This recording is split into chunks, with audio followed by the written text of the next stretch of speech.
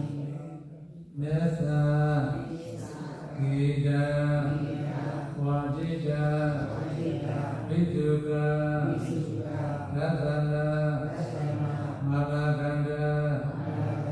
วิเดปนาภารณามาดนาวิโมทนาดานาเวรมณีเกกวดสมาธิยามิ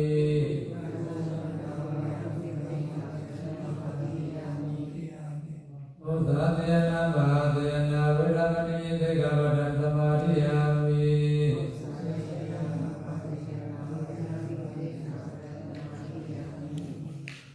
สัพเพสัตตาอเวดาหอนตุอาจาเปจาหอนตุอานิกาหอนตุสุขิอาดานังปริหารันตุนิจเมปุญญาอาสวะเกยมหาหอนตุนิจเมสีลังนิพพานัตตาสิสโยหอตุจิตรเนนะนวกะสัพพนาคนะอุปสตสิลัญจมัสสะรุกะตวะอัปมาเดนะสิลัญสัมปาเดชะ这么念之后，要从那个尊者，我请求三皈依跟布上九戒，请尊者摄受传授给我九戒，有跟着念，没看到。尊者，我第二次请求三皈依和九戒，请尊者摄受传授给我九戒。尊者，我第三次请我九戒，请尊者摄受传授给我九戒。我是阿曼巴太念，以敬彼世尊阿罗汉正等正觉者，以敬彼世尊阿罗汉正等正觉者，以敬彼世尊阿罗汉正等正觉者。我皈依佛，我皈依法，我皈依僧。第二次我皈依佛，第二次我皈依法，第二次我皈依僧。第三次我皈依佛，第三次我皈依法，第三次我皈依僧。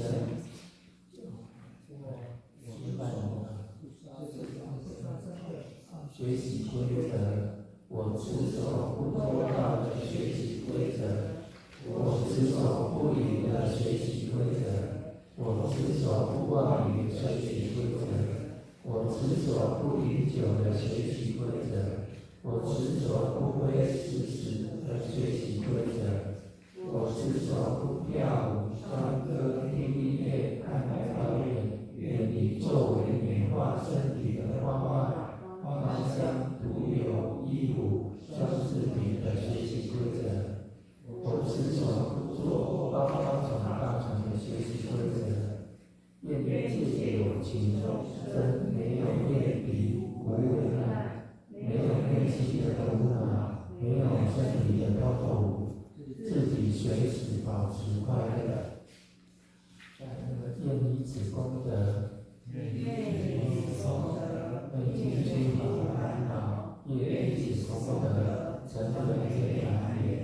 愿以此功德分享诸众生，愿一切众生同享此功德。完了，你们要好好地遵守三皈九戒，尽自己圆满戒行。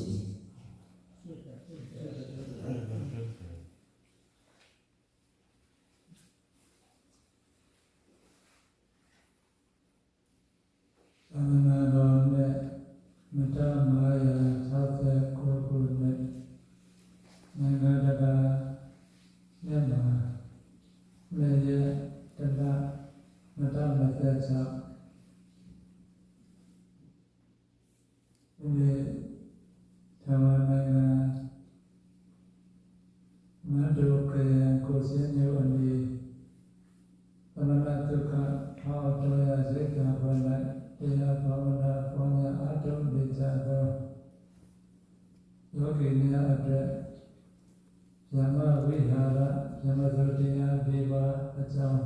ဟောကြားပေးမှာဖြစ်ပါတယ်那个今年2022 56那1月2号在我们新的禅林来开始那跟很多禅修师开始。ဇမဝိဟာရဆိုတာဇမကြီးတို့နေခြင်းနဲ့တူတဲ့မြတ်သောပုဂ္ဂိုလ်တို့နေတိုင်းနဲ့တူတဲ့နေခြင်းမျိုးဖြစ်ပါတယ်ဇမသုတရားလို့လည်းခေါ်တယ်အမြဲတမ်းစုပ်ပြည့်နေလို့ဇမသုတရားလို့လည်းခေါ်တယ်ဇမကြီးတို့နေတိုင်းခြင်းနဲ့တူလို့ဇမဝိဟာရလို့လည်းခေါ်တယ်ဒီဇမဝိဟာရဇမသုတရားက၄ပါးရှိတယ်နံပါတ်1မေတ္တာဇမဝိဟာရနံပါတ်2ကရုဏာဇမဝိဟာရနံပါတ်3မုဒိတာဇမဝိဟာရနံပါတ်4ဥပ္ပခာဇမဝိဟာရဆိုပြီးဇမသောတရား၄ပါးရှိပါတယ်我们今天要教的是慈悲喜舍要教导那个这个怎么持住的悲住那个喜住那个舍住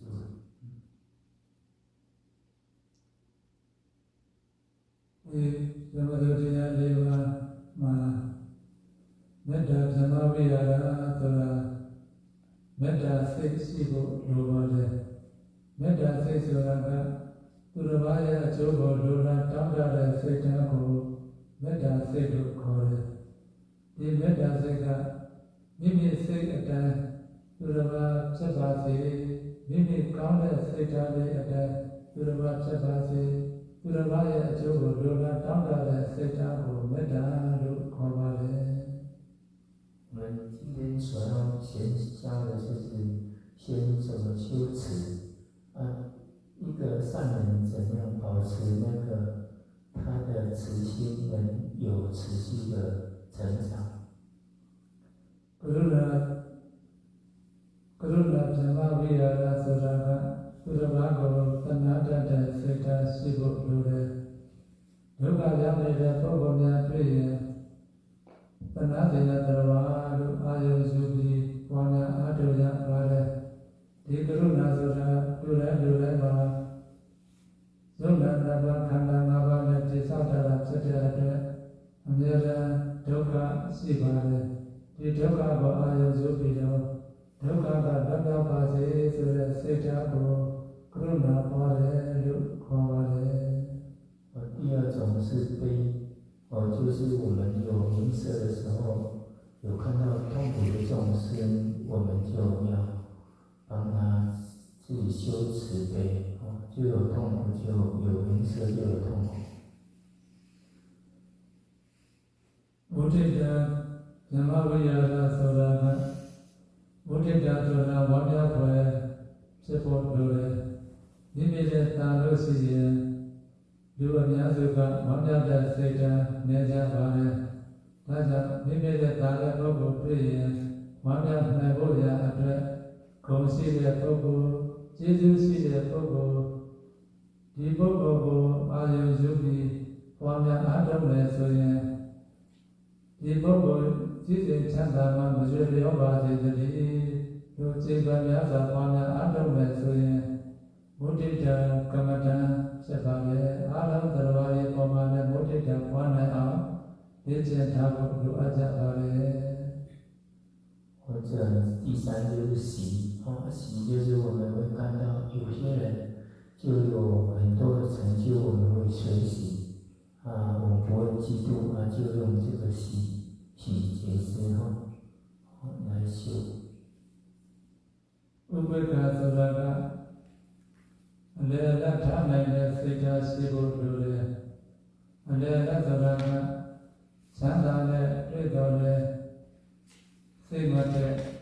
ဆင်းရဲတဲ့တွေ့တော်တဲ့စိတ်မတည့်အမြဲတမ်းလက်လူစုထားနိုင်တဲ့စိတ်ဓာတ်အလယ်အလတ်ထားနိုင်တဲ့စိတ်ဓာတ်ကိုဥပ္ပခာလို့ခေါ်ပါတယ်ဥပ္ပခာကမ္မဋ္ဌာန်းကိုလည်းပွားများအားထုတ်မယ်ဆိုရင်သတ္တုတ္တသံတိုင်အောင်ရည်နိုင်ပါလေ再来就是舍可以达到那个市场我们如果看到痛苦的众生，我们要有中舍，用中舍来护卫，我们才不会跟着痛苦。မေတ္တာကမ္မဋ္ဌာန်းကရုဏာကမ္မဋ္ဌာန်းမုဒိတာကမ္မဋ္ဌာန်းဥပေက္ခကမ္မဋ္ဌာန်းဆိုတာကလူအများစုအမြဲတမ်းကျင့်သုံးပြီးနေထိုင်ဖို့လိုတယ်လူပဲဖြစ်စေဖြစ်ပါစေယဟန်ပဲဖြစ်စေဖြစ်ပါစေဒီကျမ်းစာတရားတွေကပွားများအားထုတ်နေတဲ့ပုဂ္ဂိုလ်ရဲ့စိတ်စဉ်သည်မြင့်မြတ်သောပုဂ္ဂိုလ်တို့ရဲ့စိတ်နဲ့စိတ်ဓာတ်နဲ့ပြည့်စုံတဲ့ပုဂ္ဂိုလ်လို့ခေါ်ဆိုပါတယ်我们比丘如果常修那个慈悲喜舍是为常，我们心就会很平稳，就很没有为难，没有障碍。ဘယ်ပုဂ္ဂိုလ်ပဲတွေ့တွေ့မေတ္တာပွားနိုင်အောင်လေ့ကျင့်ထားရမေတ္တာမှာ၄မျိုးရှိတယ်၄မျိုးကအဝေရာဟွန်တုအဗျာပစ္စာဟွန်တုအနိကာဟွန်တုသုခိအတ္တနာပရိဟာရတုအဲဒီလိုမေတ္တာ၄မျိုးမပွားခင်မှာရှိဥစွာမိမိကိုယ်ကိုမေတ္တာပွားကြည့်ရပါတယ်မိမိကိုယ်ကိုပွားတဲ့အခါမှာတော့အဟံအဝေရောဟောမိအဗျာပစ္စာဟောမိအနိကောဟောမိသုခိအတ္တနာပရိဟာရမိမိမိကိုယ်ကိုမေတ္တာပွားပြီးမှ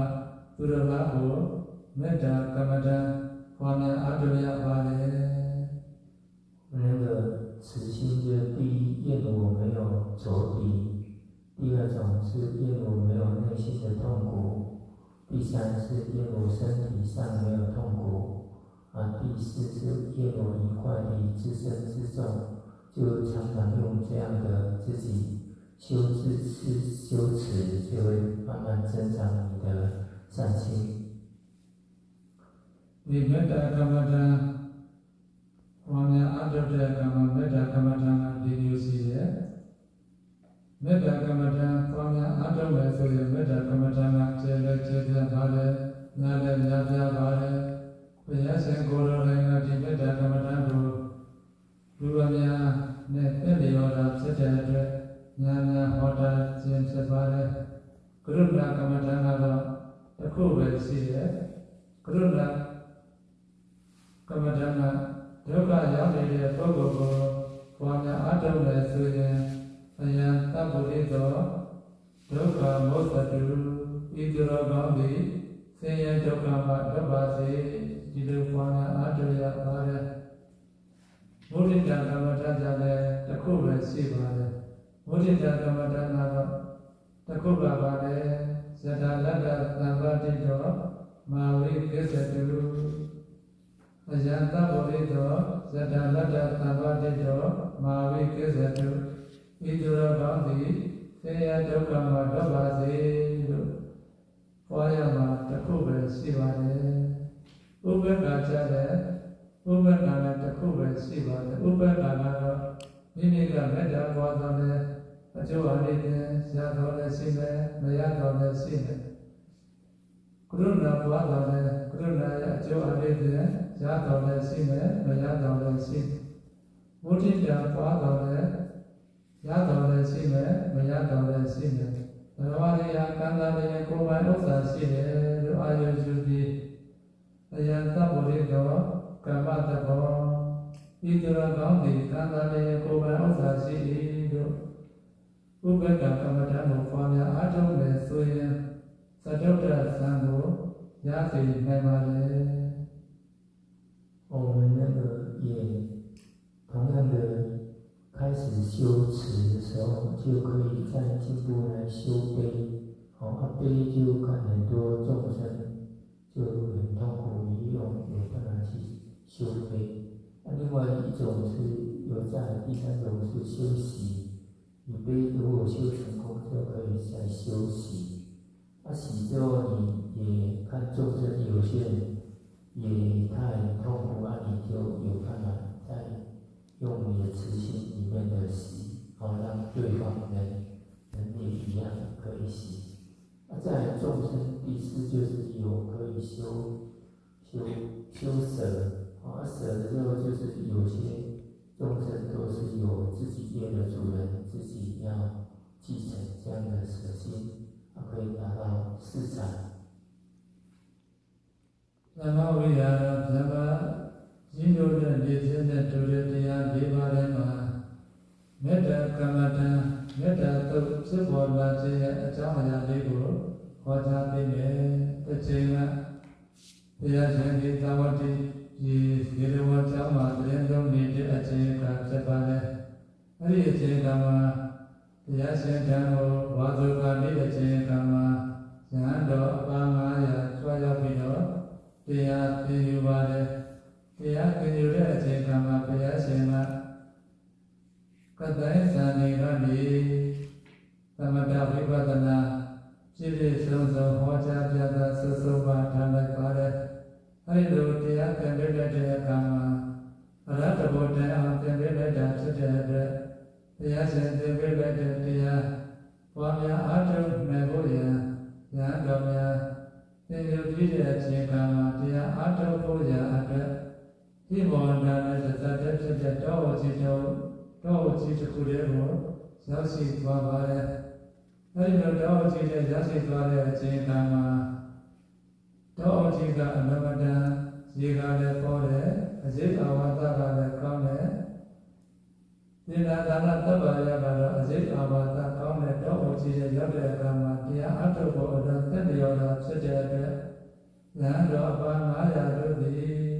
အဲဒီမှာတရားကျင့်ပြီးတော့နောက်နေ့နဲ့မောတော်လည်းတဲ့အချိန်ကမှာအနာမှာရှိတဲ့ဇွာကြီးတရွာအင်းကြီးတစ်ထောင်ရှိတဲ့ဇွာကြီးတရွာကိုသုံးကံဝင်ရပါတယ်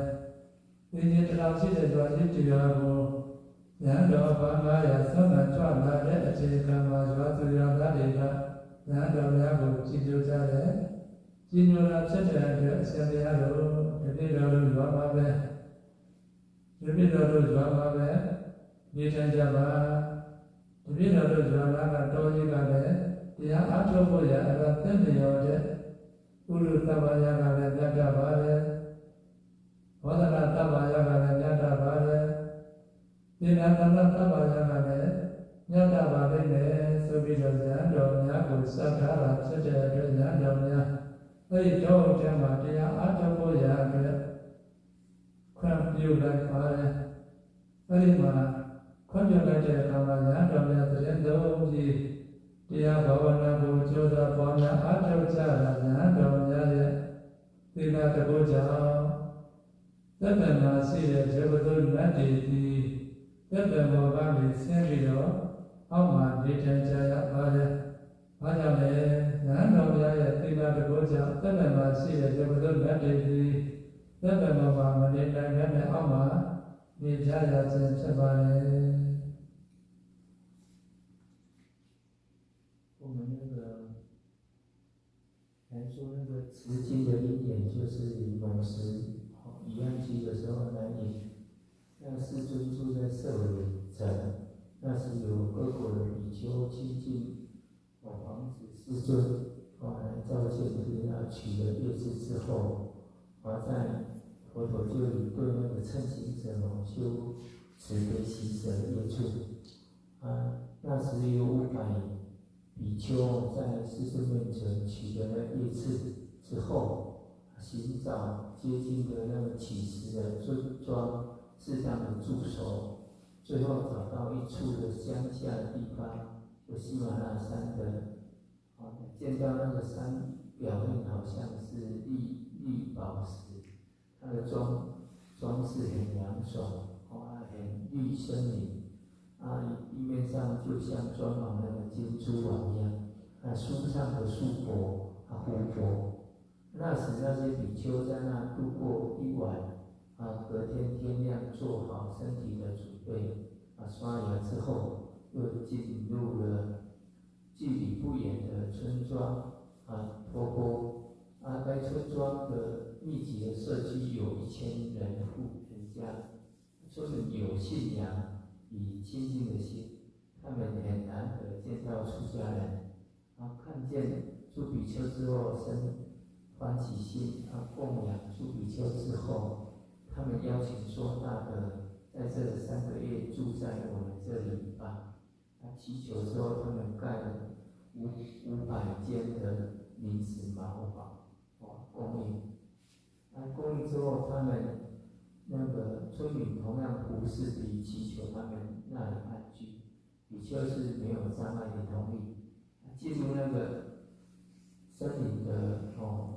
精进的用功，还有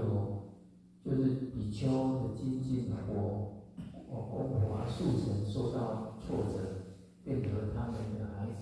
从自己的宫殿下来，走来走去，好像一个区域，房子被国王或大臣用了，居民必须要撤离，而是从远处看，他们就什么时候将会离开呢？是这样。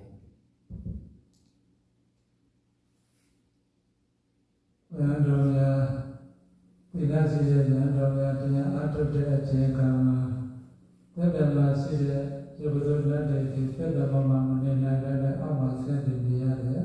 ။အောက်မှာဆင်းနေရတာဖြစ်တဲ့အတွက်ဉာဏ်တော်များဝါဆိုဝါကတော်မူမယ်ဆိုရင်တော့ဉာဏ်တော်များမနေနိုင်အောင်ဆိုပြီးတော့အတန်လေးပြေးကြတယ်။မကောင်းတဲ့အာယုန်လေးပြကြမကောင်းတဲ့အနတ်လေးပြေးကြအဲဒီလိုပြုလုပ်တာဖြစ်တဲ့အတွက်ဉာဏ်တော်များအဲဒီမှာမနေနိုင်ပဲနဲ့ဘုရားရှင်ထံတပံပြန်ပြီးတော့ဘုရားရှင်ထံကိုအကျိုးချမ်းစားတဲ့အခါမှာဘုရားရှင်ကမေတ္တာတောက်ကိုတပံပြန်ပြီးတော့သင်ပေးလိုက်ပါလေမေတ္တာကမ္မဋ္ဌာန်းပေါ်များအထုပ်ပုံကိုလည်းသင်ပေးလိုက်တယ်မေတ္တာတုတ်ကိုလည်းရုပ်ဖို့ရတယ်သင်ပေးလိုက်တယ်ပထမတစ်ခေါက်တော့ကတော့အတိုင်းဆံကနေဝိပဿနာပိုင်းကိုအဲ့ဒါတဘောပေါက်သင်ပေးလိုက်ပါလေဒီနေ့မှာတော့မေတ္တာကမ္မဋ္ဌာန်းကိုအခြေခံပြီးသင်ပေးလိုက်တယ်မေတ္တာတုတ်ကိုလည်းရုပ်ဖို့ရသင်ပေးလိုက်အဲ့ဒါကြောင့်တော်များဒီနေရာကိုမေတ္တာပြန်သွားကြဉာဏ်တော်များပြန်သွားတဲ့အခြေခံမှာမေတ္တာတုတ်ကိုလည်းဆက်တယ်မေတ္တာကမ္မဋ္ဌာန်းကိုလည်းသိပြန်တယ်အဲ့ဒီအခြေခံမှာဉာဏ်တော်များတပံပြန်လာတာကိုယုတ်စွန်းများသိတဲ့အခါမှာယုတ်စွန်းများကဉာဏ်တော်များကိုခရီးဦးကျိုးဆိုကြတဲ့ခြေစစ်အင်းပြန်တွေပြင်ပေးကြနေရာထိုင်ခင်းတွေပြုလုပ်ပေးကြတပိတ်ကံတွေယူဆောင်ကြတယ်အဲဒီလိုနတ်တွေကမေတ္တာတုတ်ကိုလည်းဆွတ်ပတ်တယ်မေတ္တာကမ္မဋ္ဌာန်းကိုလည်းသိပြန်တယ်ဆိုရင်နတ်တွေကသဘောကျတာဖြစ်တဲ့အတွက်အဲ့ဒီဘဝထဲမှာနတ်တွေရဲ့အဆောင်ဆုံးတဲ့တရားဘာဝနာပေါ်များအားထုတ်ကြတာညာတော်အပါ900တို့သည်အဲ့ဒီမှာဘရတဘောတိုင်အောင်ရယူပြီးတော့သွားပါလေ最初那个研究的时候，朱比丘住了3个月，但是我们跟孩子不能躲在那边那么久，让我们现那个恐怖的样子来把这些比丘吓走。当那个晚上，朱比丘做3个小时夜斋，现那个形象站在面前，让他们装的恐怖的声音。后来那个比丘就有修慈爱。修慈爱就开始念我们的慈爱经，慢慢就长老也都刚进入那丛林皮肤也白净光泽，也诸根明亮，而现在都荣耀憔悴。那时有一个比丘大的晚上看到那个森林有点恐怖，嗅到味道，因此心不能安宁。所以说，比丘告知他们见闻，生前他们说世尊也有2种语言区，我们住在这里不适当。后来他那个佛陀就教导那个慈爱心，教他们要修慈悲，慈心，这样大家比较就可以适应。ဉာဏ်တော်များတရားအထုတ်တဲ့နေရာမှာမေတ္တာကမ္မဋ္ဌာန်းကို စီရင်ခြင်းမေတ္တာတော့ကိုစွတ်ဖတ်ခြင်းဆိုတာပြုလုပ်ဖို့ရတဲ့ဘုရားရှင်ကမေတ္တာတော့ကိုလည်းသင်ကြားပေးလိုက်တယ်မေတ္တာကမ္မဋ္ဌာန်းကိုလည်းသင်ကြားပေးလိုက်တယ်မေတ္တာတော့ကိုစွတ်ဖတ်ခြင်းမေတ္တာကမ္မဋ္ဌာန်းကိုစီရင်ခြင်းအပြင်မေတ္တာစိတ်ဆိုးနေတာစိတ်ဆိုးမှုတွေပြေသွားပြီးတော့အဲ့ဒီမှာမတ္တေရဲ့ဒေါသတရားကိုဇန်တော်များရဲ့မေတ္တာကမ္မထာမေတ္တာတရားကအမှန်ရှိသွားတယ်။ဒါကြောင့်စိတ်ဆိုးနေတဲ့မတ္တေကိုမေတ္တာပွားတဲ့ဇန်တော်များကအမှန်ရှိသွားပြီ။စိတ်ဆိုးသူအားမေတ္တာပွားပါသာအောင်နိုင်သည်။စိတ်ဆိုးတဲ့ပုဂ္ဂိုလ်တွေ့ရင်ဘာလုပ်ပြရမလဲ။မေတ္တာပွားပြရမယ်။ဒါလေးလက်တော်ဆိုကြည့်ကြအောင်။စိတ်ဆိုးသူအားစိတ်ဆိုးသူအားမေတ္တာပွားမေတ္တာပွားမသာအောင်နိုင်သည်မသာအောင်နိုင်သည်ဆိုကြည့်ကြပါဦးစိတ်ဆိုးသူအားမေတ္တာပွားမသာအောင်နိုင်သည်စိတ်ဆိုးသူအားစိတ်ဆိုးသူပွားမသာအောင်နိုင်သည်စိတ်ဆိုးနေတဲ့ပုဂ္ဂိုလ်တွေ့ရင်မေတ္တာပွားပြရမယ်ဘာလို့ပြရမလဲမေတ္တာပွားပြမေတ္တာပွားပြရမယ်မေတ္တာဘုရားသာတော်သောသာပရတော်သောသာသမ္မာတိမေတ္တာသေကေနသဗ္ဗေသူသဗ္ဗတောကေပိဝါရေမေတ္တာဘုရားမေတ္တာတိဟုသောစေတဖြင့်သာတော်သောသာမိမိမှာရှိတဲ့ဒေါသတွေ၎င်းပရတော်သောသာသူတော်ဘာ၏တန်ခါမှာရှိတဲ့ဒေါသတွေ၎င်းသမ္မာတိဉာဏ်နဲ့ပါပြပါပေ၏မေတ္တာသေကေနမေတ္တာတိဟုသောစေတသောလောင်းသဖြင့်သဗ္ဗေသူအလုံးစုံသောတတ္တဝါတို့၌သဗ္ဗတောအချင်းခံပေအဖြစ်အကိဒေါသတိဟုသောမိကိုမိဝရေမေတ္တာတိဟုသောလက်လက်ဖြင့်ပေဖြစ်တမ်းမြင်ရပါတတိ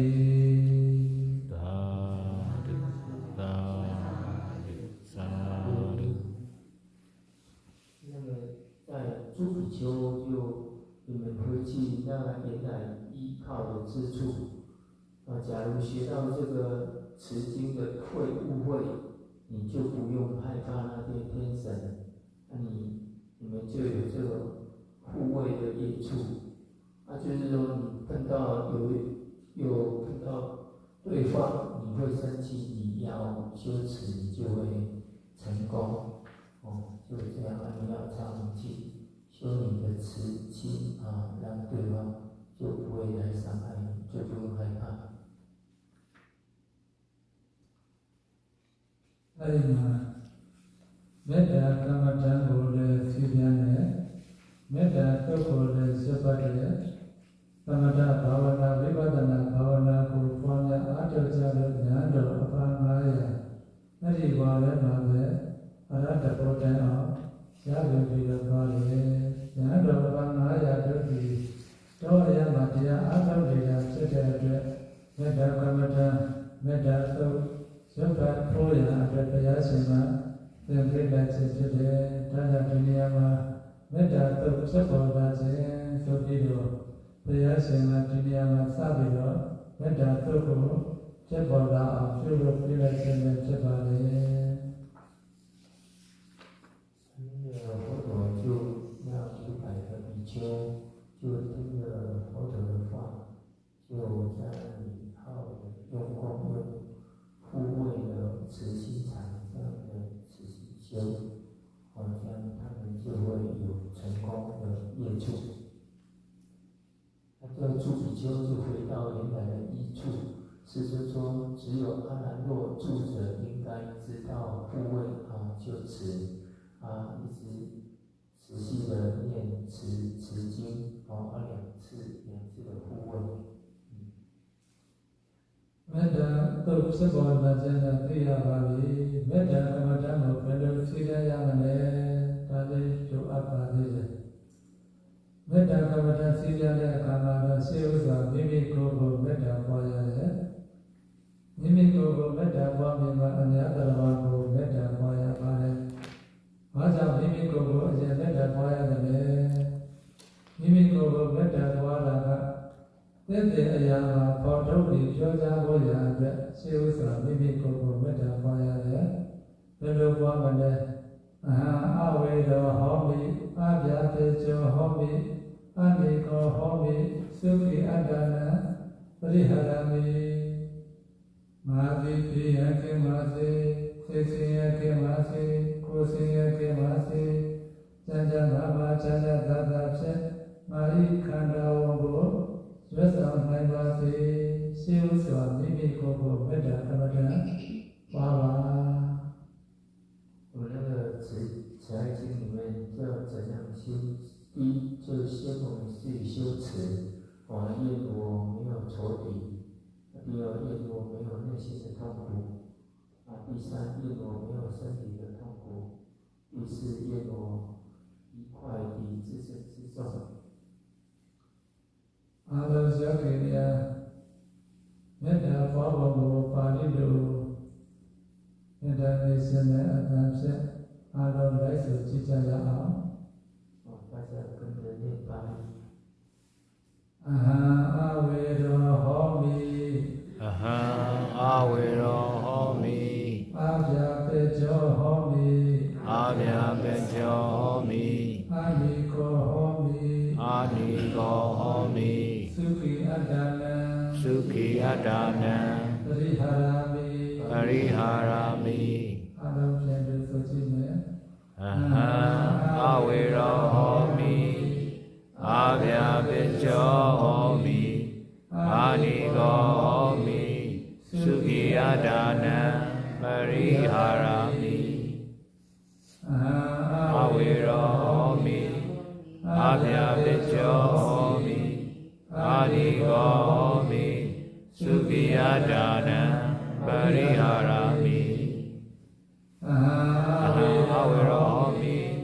အမြာပေကျော်ဟောမိအနိကောဟောမိသုခိအတ္တနံပရိဟာရမိမိမိကိုယ်ကိုမေတ္တာပွားတယ်လို့ခေါ်ပါတယ်။အများတရားတွေကိုလည်းမေတ္တာကမ္မဋ္ဌာန်းဤသူပွားများကြည့်ကြရအောင်我就自己要让自己修持还有我们愿我没有仇敌这样子一直增长。အားလုံးလိုက်ဆိုကြည့်မယ်သဗ္ဗေပတ္တာဆိုကြည့်မယ်သဗ္ဗေသတ္တာအဝေရောဟောမိအမြာပေကျော်ဟောတု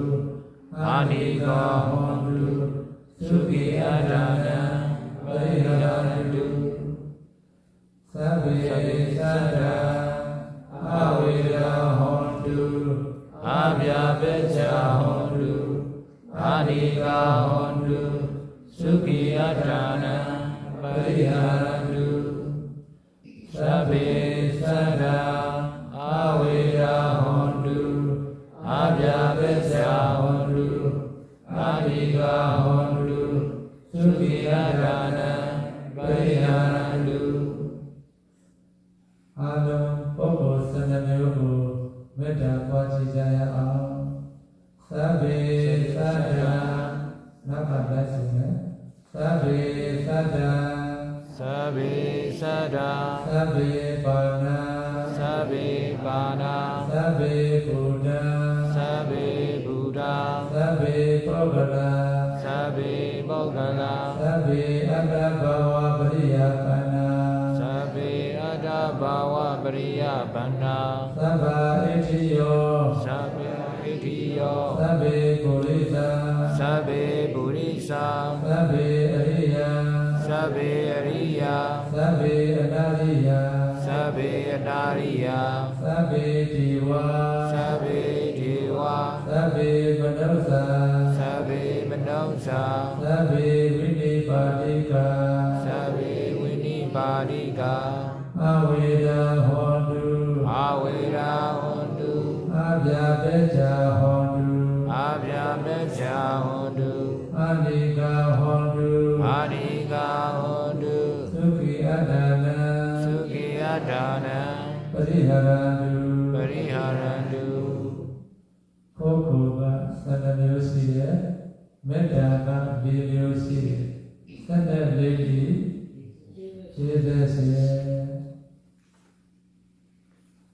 我这个是总共有我们一切有情哦，还有一切有习者，还有一切生物，一切个人，还有一切有生命者，还有后面有7种，一切女人哦，一切男人，一切圣者，一切凡夫，一切天神，一切人，哦，一切恶道众生。就像我们刚才有4个，就是第一种是厌我，我们有当然有修厌我没有仇恨，好厌我没有内心痛苦，还有厌我没有身体的痛苦，厌我愉快的自重。好，从这里哦，刚才13种，来乘一下总共，就是总共48。好。ပုဂ္ဂိုလ်က12မျိုးမေတ္တာက4မျိုး14ဒီ48ကိုအယဆယ်မျက်နှာနဲ့ရောက်ရမယ်အရှိအနာတောင်မြောက်တောင်လေးတောင်အဝရအထေရ48ကိုအယဆယ်မျက်နှာနဲ့ရောက်တော့480ကိုအယတနာမပါပဲ48နဲ့ပေါင်းလိုက်ပြန်တော့528ပဲမေတ္တာတဲ့အဲ့လို528ပဲမေတ္တာကိုနေ့စဉ်နေ့တိုင်းပွားများအားထုတ်နိုင်ပါလေ刚才我们有48种，就是12种在加东南西北，上方下方总共就有528种。528မေတ္တာကိုပွားများအားထုတ်တဲ့ယောဂီပုဂ္ဂိုလ်သည်ဘယ်လိုအကျိုးအာနိသင်ရနိုင်ကြလဲဆိုရင်သံဃာအိစေဇာတာတေနောအိမေသုခိသောင်းခြင်းနမြာလူရလည်းချက်လည်းချက်ရဲ့မေတ္တာစိတ်ပြီးပိဋိတ္တရာအင်းစွာစိတ်ပြီးရွှင်စီမျက်နှာပေကမှာတွင်နားလေးပြမှာ17ပြာသည်မေတ္တာပွားဖို့အကျိုးတည်းမေတ္တာအကျိုး17မျိုးရနိုင်တယ်ဒုက္ခသုပတိဣတေကာမလည်းချမ်းသာသာအေယဒုက္ခပฏิပုဒ္ဒတိလိုတဲ့အခါမှာလည်းချမ်းသာသာလိုရနာဘာဝနာသုတိတသတ္တိမကောင်းတဲ့အိမ်နဲ့ဇိုးတွေလည်းမမြင်တော့ဘူးဒီဝမနုဿာနာပိယောဟောတိလူတွေကလည်းချက်ခင်တယ်အမနုဿာနာပိယောဟောတိနတ်တွေကလည်းချက်ခင်တယ်ဒေဝတာလက်ခံပြီးနတ်တွေကချက်ခင်တာဖြစ်တဲ့အတွက်နတ်တွေရဲ့ဆောက်ရှောက်မှုကိုလည်းရစေနိုင်တယ်နတ်တာဧကိဝဝိတံဝသတ္တဝကမ္မတိမိလည်းမလောင်နိုင်ဘူးအစိလည်းမပြတ်နိုင်ဘူးလက်နဲ့လည်းမထိရောက်နိုင်ဘူးဒီလိုအကျိုးအမြင်နဲ့ရှိတယ်သူ့တန်စိတ်တန်သမာဓိရဲ့စိတ်ဒီခမ်းမြန်မြန်သမာဓိကိုရစေနိုင်တယ်အာသံသူ့တန်စိတ်တန်သမာဓိရဲ့စိတ်ဒီတည်ကြည်မှုကိုရစေနိုင်တယ်ဘုရားဝါဒပတိတိယနာသင်္တိကြည်လင်စေတယ်အာသံမောလောကာလကရတိတွေ့ရဝိမတရားကိုကြည်ကြည်သာသာပြောနိုင်ရတဲ့သဘောရှိတယ်ဩတ္တတိမပတိဝိသံတော်ဓမ္မတော်ဘဂဝဟောတိမင်းညာဘုံညာနေတဲ့အောင်ရစေနိုင်တယ်မင်းညာဘုံညာနေတရားစေဥတအောင်ကွယ်လွန်ဖြစ်တဲ့အချိန်ကမှာကောင်းရာသုဂတိလိုခေါ်ဆိုအပ်တဲ့ဗြဟ္မပြေကိုရောက်စေနိုင်တဲ့အကျိုးအမြတ်ရှိတယ်။ဒါကြောင့်မေတ္တာကမ္မဋ္ဌာန်းပွားများအထုတ်ပြီးပါလို့တိုက်တွန်းချက်ဖြစ်ပါတယ်။ 我们刚才那个有办修了500多，他常这样修是说朱比丘你要好好的勤练休息，多做慈心解脱做成做机实行。可以有11种效益什么是11种呢？第一种是会好入睡，第二种是好醒来，第三种是不见噩梦，第四种是人人敬爱，第五种是非人敬爱，第六种是诸天保护，第七不为佛毒刀所伤，第八很快入定，第九是容貌有光，第十是临终不混乱，第11就会达到涅槃以上位，得以得生梵天界。诸比丘要多修习练习，多修做慈心解脱，这样你就会有这11种的效益。မေတ္တာအကျိုး17မျိုးလို့ခေါ်ပါတယ်။မေတ္တာကမ္မဋ္ဌာန်းပွားများအားထုတ်တဲ့အခါမှာမေတ္တာ၄မျိုးရှိပါတယ်။မေတ္တာကမ္မဋ္ဌာန်းကြတော့၄မျိုးရှိတယ်။ကရုဏာကမ္မဋ္ဌာန်းကြတော့တစ်မျိုးပဲရှိတယ်။ကရုဏာကမ္မဋ္ဌာန်းကြတော့ဘယ်လိုပွားများအားထုတ်ရမလဲ။ကရုဏာကမ္မဋ္ဌာန်းကိုပွားများအားထုတ်တဲ့အခါမှာသဗ္ဗေတ္တပုဂ္ဂိုလ်12မျိုးပွားများအားထုတ်ရမယ်ကရုဏာကြတော့သတ္တလတ်အယံတပရိသောဒုက္ခမောသတုဆင်းရဲဒုက္ခရောက်နေတဲ့ပုဂ္ဂိုလ်ကိုအာရုံပြုပြီးတော့ပွားရဆင်းရဲဒုက္ခရောက်နေတဲ့ပုဂ္ဂိုလ်ကိုပွားများအားထုတ်မယ်ဆိုရင်အယံတပရိသောဒုက္ခမောသတုဤသူတော်ကောင်းသည်ဆင်းရဲဒုက္ခမှလွတ်ပါစေဒီလိုပွားရအများကိုပွားမယ်ဆိုလို့ရှိရင်သဗ္ဗေတ္တဒုက္ခမောသတုဒီလိုပွားရဤသူတော်ကောင်းတို့သည်ဆင်းရဲဒုက္ခမှလွတ်မြောက်ကြပါစေဆင်းရဲဒုက္ခမှလွတ်နေတဲ့ပုဂ္ဂိုလ်အာရုံပြုပြီးတော့ပွားရပါလေဒါကတော့ကရုဏာပွားတဲ့နေစနဲ့အချင်းလေးပဲဖြစ်ပါလေ我们如果这样的成功之后，就可以再进修那个飞嘛，就为那个众生的痛苦远离嘛，也没有痛苦，没有身体痛苦、心理痛苦这样，跟刚才12种这样一起修，这样就可以让那个非人的众生很快乐。မေတ္တာကမ္မဋ္ဌာန်းကိုပွားတဲ့အခါမှာပထမသံသမာဓိဒုတိယသံသမာဓိတတိယသံသမာဓိရရှိသလိုကရုဏာကမ္မဋ္ဌာန်းကိုပွားတဲ့အခါမှာလည်းပထမသံသမာဓိဒုတိယသံသမာဓိတတိယသံသမာဓိနဲ့အောင်ရရှိနိုင်ပါလေ如果我们有修持的时候，愿一切有情没有仇恨，可以达到3场。由于你那个成功的破除界限，此时那个证得那个慈心禅之后，就可以在修悲心禅也可以达到初禅、2禅、3禅这样的验那个痛苦没那个痛苦的众生没有痛苦，这样达到3禅。ဘုဒ္ဓကမ္မဋ္ဌာန်းပေါ်များအားထုတ်တဲ့အခါမှာတော့ဝမ်းမြောက်စရာကိုယ်ရှိတဲ့ပုဂ္ဂိုလ်ကိုအာရုံပြုပြီးတော့ပွားများအားထုတ်ရမယ်။ချမ်းသာတဲ့ပုဂ္ဂိုလ်တွေကိုအာရုံပြုပြီးတော့ပွားများအားထုတ်နိုင်ပါလေ။အဲဒီပုဂ္ဂိုလ်တွေကိုတူချင်းပွားများအားထုတ်လည်းရတယ်။အများနဲ့ပွားများအားထုတ်လည်းရတယ်။ပွားများအားထုတ်ဖို့ကတော့အများကိုပွားများအားထုတ်လည်းဆိုရင်အယံသဗ္ဗရိတောဇတလတ္တသံဃတိတောမာဝိကိစ္စတုဒါကတော့တရားချင်းပွားများအယံသဗ္ဗရိတဇတလတ္တသံဃတိတောမာဝိကိစ္စတု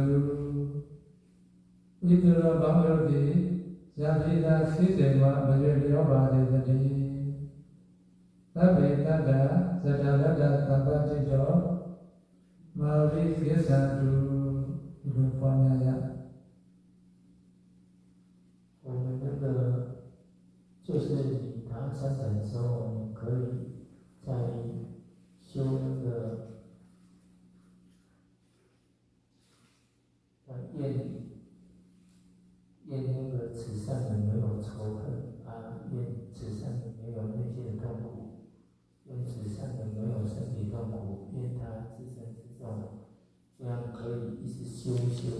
3层之后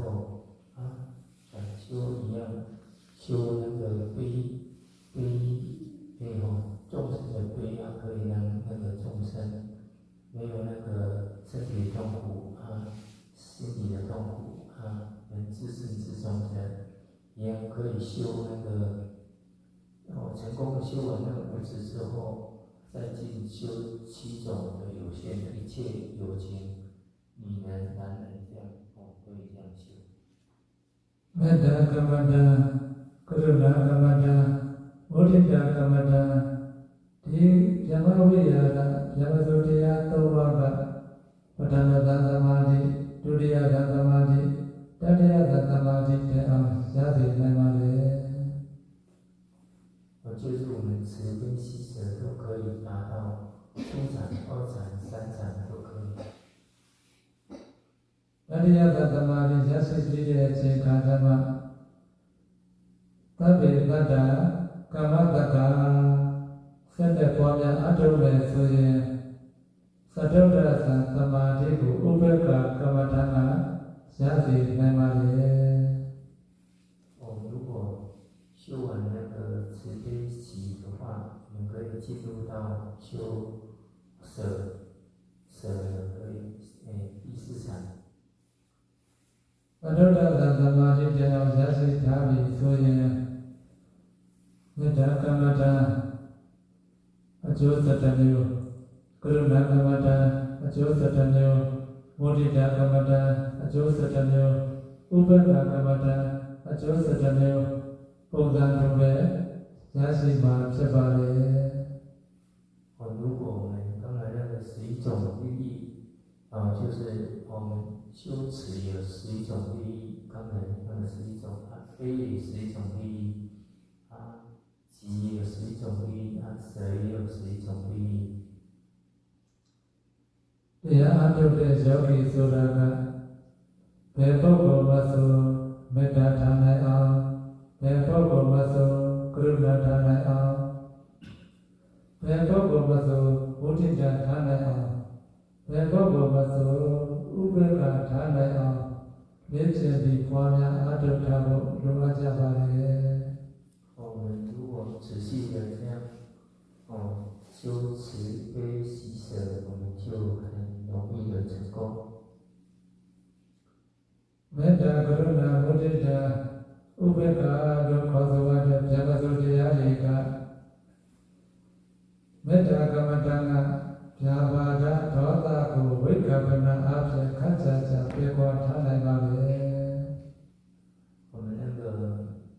们的实心禅会去掉我们那个嗔心。ကရုဏာကမ္မဋ္ဌာန်းကလည်းမေတ္တာကမ္မဋ္ဌာန်းလိုပဲဗျာပါဒဒေါသကိုယ်နိုင်တဲ့ပုဂ္ဂိုလ်များတွေ့မဲ့ဆိုရင်အနိုင်မယူဘဲနဲ့သနာတဲ့စိတ်ဓာတ်ဖြင့်အနိုင်မယူဘဲနဲ့မိမိရဲ့စိတ်ကိုပြုပြင်ပြောင်းလဲနိုင်ပါလေ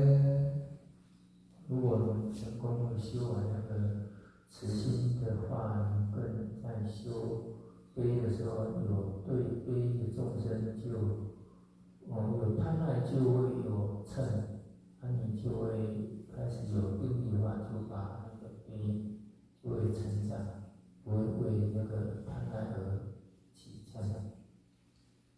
မုဒိတာကမ္မဋ္ဌာန်းကသူတစ်ပါးရဲ့အဖြစ်မပြောဘဲနဲ့အပြည့်မမြင်ပဲနဲ့သူတစ်ပါးရဲ့မကောင်းစကားတွေကိုမပြောဆိုပဲနဲ့သူတစ်ပါးကိုအိဋ္ဌာတရားမပွားများပဲနဲ့နေထိုင်နိုင်ခြင်းအကျိုးရှိပါလေ我们在修习的时候，我们会看到内心的喜悦。你不要去看别人的过错，别人过错的时候，你就不会有喜悦，所以说有正面。ဥပ္ပကကမ္မဋ္ဌာန်းကလူတိုင်းကိုတန်းတူလူသဘောထားပြီးမကောင်းတဲ့မမြင်အကောင်းတဲ့မမြင်လက်တွေဆုထားနိုင်တဲ့အလယ်ကစိတ်ကိုထားနိုင်ပါလေ我们如果舍业处的话，就舍爱的话，就舍说对方看到好的与不好的，我们就能舍。你像我做这样的一个，如果我们没在那个见到这样的这样的是吧呢？如然的，如果我们的没这样的是这样的。ဒီပြောဆိုတရားကိုကျင့်သုံးနေတဲ့ပုဂ္ဂိုလ်သည်ဘယ်တော့အခါမှဒေါသတရားဖြစ်လာမှာမဟုတ်ပါဘူး။ဒါကြောင့်ပြောဆိုတရားကိုနေ့စဉ်နေ့တိုင်းကျင့်သုံးနိုင်ဖို့ရအတွက်ဒီတရားကိုဟောပေးခြင်းဖြစ်ပါတယ်။ 我们常修习那个慈心禅的话，他看到很多不喜欢的众生会起嗔的时候，我们就会用我们慈心来改变转念。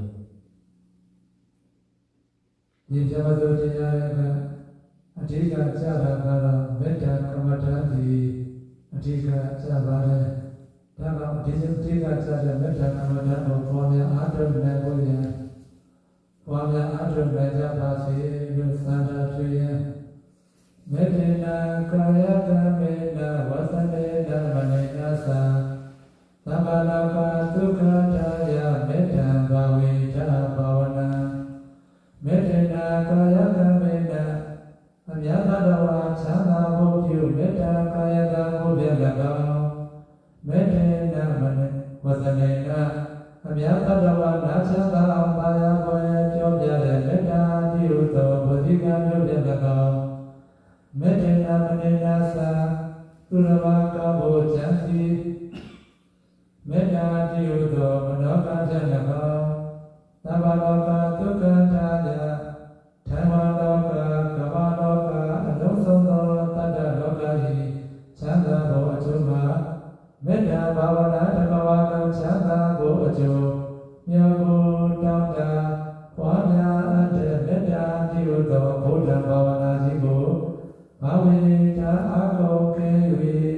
ဆွေမြဲမကွာပွားများကြပါကုန်သတည်း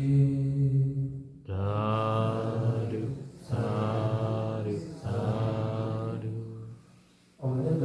如果是自己修散播自己的慈爱的心，就是自己有大概有办法自己散播有480还是528的成功的那种慈心，就能散播到无边世界的方式，就看到什么人你就不会起嗔，就会让你自己也幸福别人也会幸福这样就会平静快乐祝大家。သာဓုသာဓုသာဓု သုတ္တအမြတ်တပိပိယံဣဒံမေပုံညံ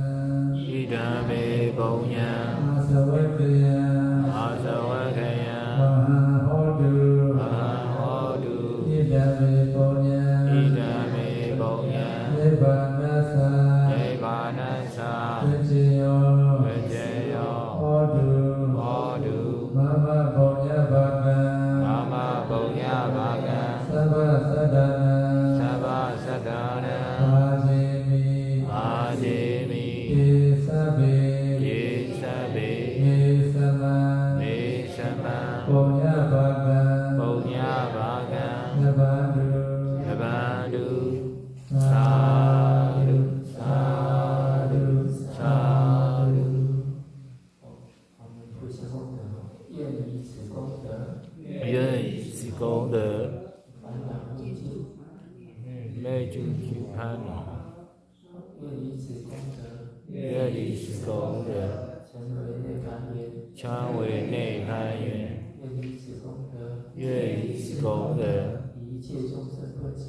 一切众生分享，我愿彼众生愿人必修福，同享功德分。同享功德分。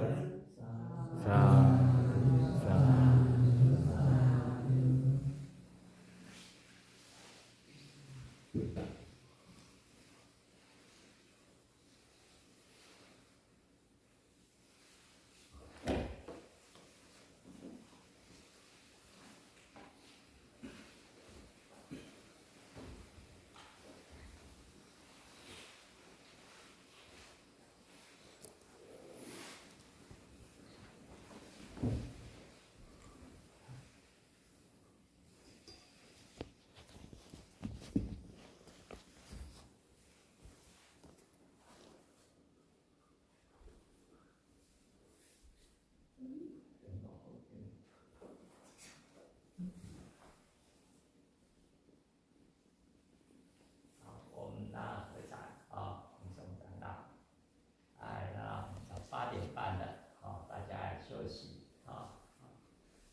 众自己来民众来通行来排班至于到那个民众区至于保持寂静祝福大家萨萨德萨德萨德。